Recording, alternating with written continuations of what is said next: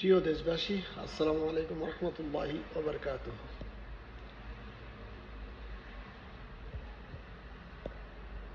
প্রিয় দেশবাসী, একটি কথা বলতে আসলাম একটু লাইভে। আমি বলতে চাই, বিরোধী দল বিএনপি, জামাত, জাতীয় পার্টি, অন্যান্য দল যারা নির্বাচন নিয়ে ভাবছে, নির্বাচন বলে গলা পাঠাচ্ছে, রাস্তা উড়াচ্ছে, মিডিয়াতে চিল্লা পাল্লা করছে, নির্বাচন মানি হলো একজন জনপ্রতিনিধি যাকে মানুষ ভালোবাসে, যে ভালো মানুষ, যাকে মানুষ বিশ্বাস করে, তাকেই ভোট দিয়ে জয়যুক্ত করে। দ্যাটস ইট, অন্য কিছু তো না। সে জয়যুক্ত হয়ে ক্ষমতায় আসে, ক্ষমতায় এসে সব পরিচালনা করে।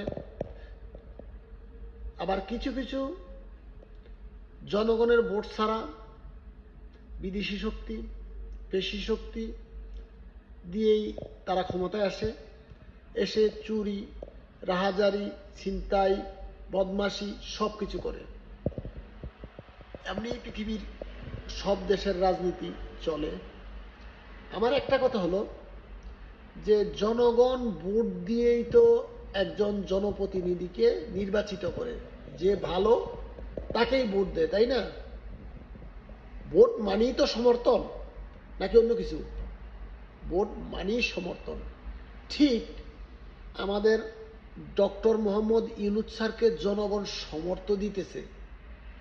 সমর্থন দেওয়া এবং ভোট দেওয়া দুইটা কি দুই জিনিস না এক জিনিস? আমাকে যদি কেউ বুঝে বলতে পারেন, আমি খুশি হব। আমি একটু বুঝতে চাই।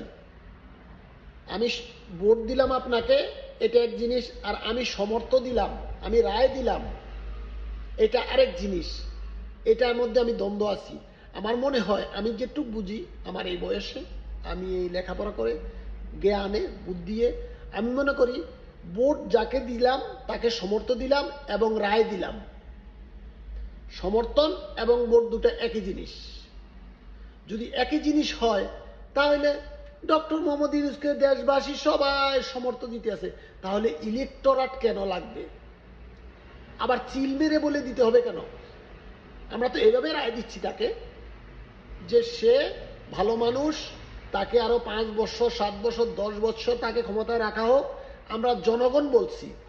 আপনারা রাজনৈতিক দলের যারা আছেন তারা চুরি করার জন্যে, লুট করার জন্যে, চাঁদা তোলার জন্যে, ব্যাংক ডাকাতি করার জন্যে, গুম খুন করার জন্যে, অত্যাচার করার জন্য দেশের মানুষের উপর আপনারা নির্বাচন চান। পেশিবাদ দিয়ে, জোর করে, বিদেশি শক্তি দিয়ে ক্ষমতায় গিয়ে লুটতারাজ করবেন এটার জন্য।